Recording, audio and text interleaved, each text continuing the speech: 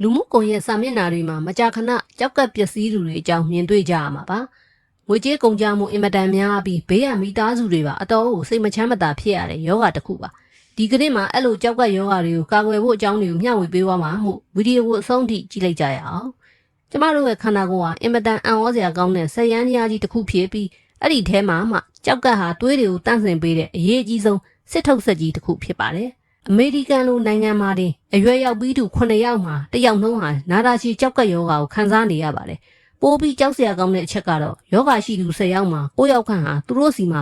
ဒီယောဂါရှိနေမှန်းကိုလုံးဝမသိကြပါဘူး။ကြောက်ကပ်ဟာတစ်ကြိမ်ပျက်စီးပြီးသွားပြီဆိုရင်ငကိုအခြေအနေကိုပြန်လည်ရောက်ရှိဖို့မဖြစ်နိုင်တော့ပါဘူး။ဒါကြောင့်မို့လို့ယောဂါဖြစ်မှကုသခြင်းထက်မဖြစ်ခင်ကြိုတင်ကာဝယ်ခြင်းဆိုတဲ့ဆောင်ပုဒ်အတိုင်းကြောက်ကပ်ယောဂါကိုဘလို့ထိထိရောက်ရောက်ကာကွယ်ရမလဲဆိုတဲ့နည်းလမ်းတွေကိုအသေးစိတ်မျှဝေပေးသွားမှာဖြစ်ပါတယ်။ကာကွယ်ရေးနည်းလမ်းတွေအကြောင်းမပြောခင်ကြောက်ကပ်ကဘလို့အလုပ်လုပ်လဲဆိုတာကိုအရင်သိထားဖို့လိုပါတယ်။ကြောက်ကပ်တွေထဲမှာ nephron လို့ခေါ်တဲ့စစ်ထုတ်ပေးတဲ့ unit လေးတွေပါဝင်ပြီးအဲ့ဒီထဲကသွေးကြောလေးတွေဟာသွေးထဲကအညစ်အကြေးတွေနဲ့ပိုရှမ်းနေတဲ့အရည်တွေကိုစီးအဖြစ်စစ်ထုတ်ပေးပါတယ်။အချိန်ကြာလာတာနဲ့အမျှယောဂတစ်ခုခုကြောင့်ဒီစစ်ထုတ်တဲ့စနစ်လေးတွေထိခိုက်လာတဲ့အခါကြောက်ကပ်ယောဂဖြစ်လာပါတော့တယ်။ကြောက်ကပ်ယောဂဖြစ်စေတဲ့အဓိကတရားခံနှစ်ခုကတော့စီးကြိုယောဂနဲ့သွေးတိုးယောဂတို့ပဲဖြစ်ပါတယ်။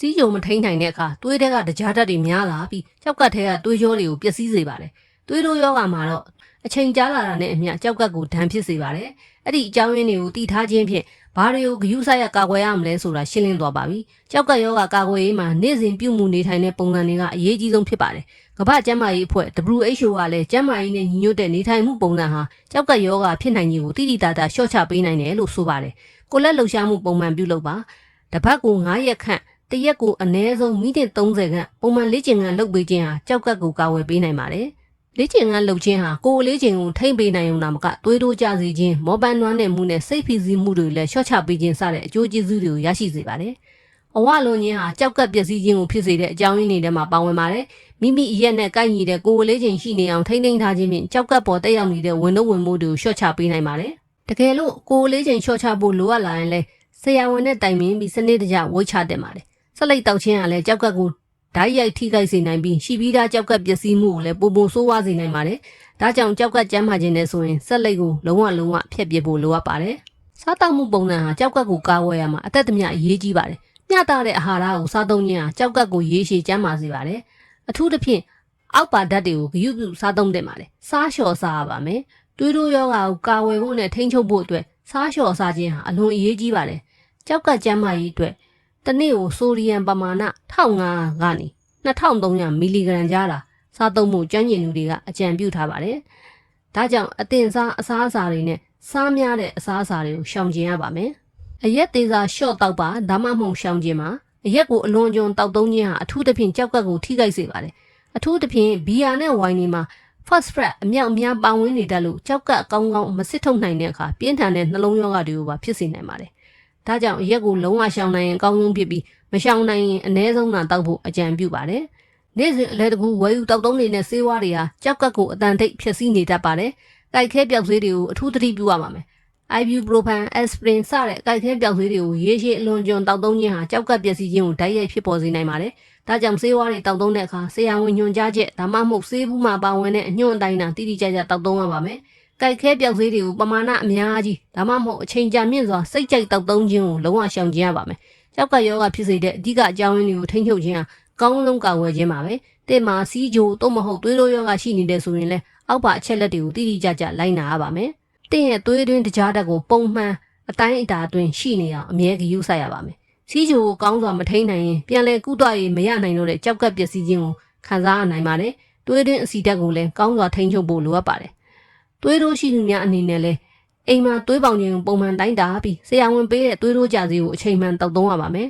။ဒီလိုအခြေခံယောဂါတွေကိုစနစ်တကျထိန်းချုပ်ခြင်းနဲ့ကြောက်ကပ်ယောဂဖြစ်ပွားမှုအဆင့်ကိုနှေးကွေးသွားအောင်ကာကွယ်နိုင်မှာဖြစ်ပါတယ်။ကြောက်ကပ်ယောဂမှာနာတာရှည်မဟုတ်ဘဲရုတ်တရက်အချိန်တိုအတွင်းကြောက်ကပ်အလုံးမလုံးတော့တဲ့ယောဂ AKI ဆိုတာလည်းရှိပါတယ်။အဲ့ဒီယောဂအချိန်မီကုသရင်ပြန်လဲကောင်းမွန်နိုင်ပေမဲ့တစ်ချိန်ဖြစ်ဖူးခြင်းဟာနောက်တစ်ချိန်မှာနာတာရှည်ကြောက်ကပ်ယောဂကိုအလွယ်တကူဖြစ်ပေါ်စေနိုင်ပါတယ်။အဲ့ဒါကြောင့်ရုတ်တရက်ကြောက်ကပ်အလုံးမလုံးတဲ့ယောဂမဖြစ်အောင်ကာကွယ်ဖို့လည်းအလွန်အရေးကြီးပါတယ်။ကာကွယ်ဖို့အတွက်ရေဓာတ်ခန်းချောက်ခြင်းမဖြစ်အောင်ယူဆိုင်ရပါမယ်။ပြင်းထန်တဲ့ယောဂပိုးဝင်ခြင်းတွေကိုအချိန်မီကုသရပါမယ် အန်နာဝမ်းချောတာတွေကြောင့်ရေဓာတ်အလွန်မင်းဆုံးရှုံးသွားတဲ့ခါမျိုးမှာနီးစပ်ရာဆေးရုံဆေးကန်းကိုအချိန်မီတွားရောက်ပြသဖို့လိုအပ်ပါတယ်ကိုဝင်ဆောင်ချိန်မှာဖြစ်တတ်တဲ့နောက်ဆက်တွဲပြဿနာတွေကိုလည်းအထူးသတိပြုကုသရပါမယ်ကျောက်ကယောဂရဲ့အကြောက်အဆုံးအချက်တစ်ခုကတော့ယောဂအစပိုင်းအဆင့်1ကနေ3အထိမှာဘာလက္ခဏာမှမပြတတ်တာပါပဲယောဂလက္ခဏာတွေပြလာပြီးဥပမာခြေထောက်တွေရောင်းလာပြီးစီးသွားနဲလာပြီးမောပန်းလာပြီးဆိုရင်တော့ယောဂကအတော်လေးရင့်နေပြီလို့ဆိုနိုင်ပါတယ်ဒါကြောင့်မဖြစ်ခင်ကြိုတင်သိရှိနိုင်မှုအတွက်ပုံမှန်စစ်ဆေးခြင်းလုပ်ဖို့အထူးလိုအပ်ပါတယ်အထူးသဖြင့်အသက်60ကျော်သူတွေစီးကြိုသွေးတို့ရှိသူတွေနဲ့မိသားစုထဲမှာကြောက်ကယောဂရှိသူတွေဟာတစ်နှစ်ကိုအနည်းဆုံး6လတစ်ကြိမ်သို့မဟုတ်12လတစ်ကြိမ်ဆရာဝန်နဲ့ပြသပြီးကြောက်ကစစ်ဆေးမှုတွေလုပ်တင်ပါတယ်ဆရာဝန်တွေကသွေးစစ်ခြင်းကနေတဆင့် EGFR လို့ခေါ်တဲ့ကြောက်ကရဲ့စစ်ထုတ်နိုင်စွမ်းကိုတိုင်းတာပေးပါလိမ့်မယ်ကြောက်ကရဲ့စစ်ထုတ်နိုင်စွမ်း EGFR ကိုသွေးစစ်ချက်တွေနဲ့တိုင်းတာပြီးအဆင့်5ဆင့်ခွဲခြားထားပါတယ်အဆင့်1 EGFR 90နဲ့အထက်ကြောက်ကလုံးဆောင်ချက်ပုံမှန်နီးပါးရှိနေတဲ့အဆင့်အဆင့်2 EGFR 60ကနေ89ကြောက်ကလုံးဆောင်ချက်အနည်းငယ်လျော့နေလာတဲ့အဆင့်အဆင့်3 EGFR 30မှ59ကြောက်ကလုံးဆောင်ချက်အတင်ကျဆင်းနေတဲ့အဆင့်အဆင့်4 EGFR 15မှ29ကြောက်ကလုံးဆောင်ချက်ပြင်းထန်စွာကျဆင်းနေတဲ့အဆင့်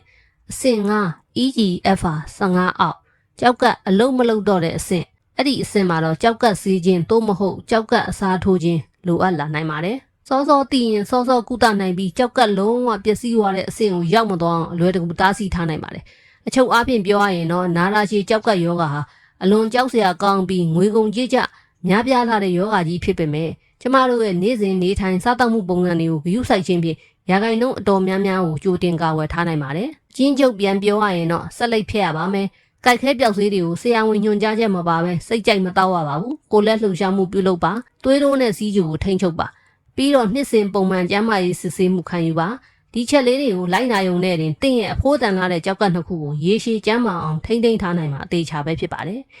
ဒီဗီဒီယိုလေးကနေတဆင့်ကြောက်ကယောဂကာကွယ်ရေးနဲ့ပတ်သက်ပြီးအဖိုးတန်တဲ့ဘူးဒရတွေရရှိသွားမယ်လို့မျှော်လင့်ပါတယ်တင့်ရဲ့မိသားစုမိတ်ဆွေတငယ်ချင်းတွေကိုလည်းဒီချက်လေးတွေမျှဝေပေးဖို့မမေ့ပါနဲ့ညံစမ်းတွေလည်းထည့်သွင်းပေးထားပါတယ်နောက်ထပ်ကျမ်းမာရေးအသိပညာပေးဗီဒီယိုတွေကိုအမြဲကြည့်ရှုနိုင်မှုကျမတို့ရဲ့ channel လေးကို subscribe လုပ်ထားပေးပါဦးအားလုံးပဲယောဂဗျာကင်းဝေးပြီးကျမ်းမာပျော်ရွှင်ကြပါစေရှင်